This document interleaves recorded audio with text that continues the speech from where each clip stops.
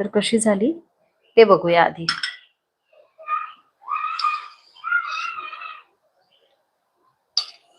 वा, काय शिजली आहे एकाच याच्यामध्ये, एकाच.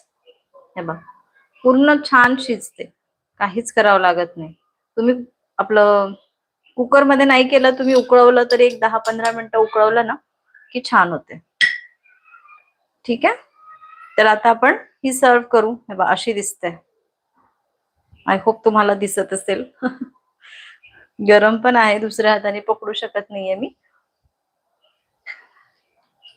चला आता आपण प्लेटिंग करूया. प्लेटिंग साठी सगळ्यात आधी आपण यामध्ये घालूया पोहे.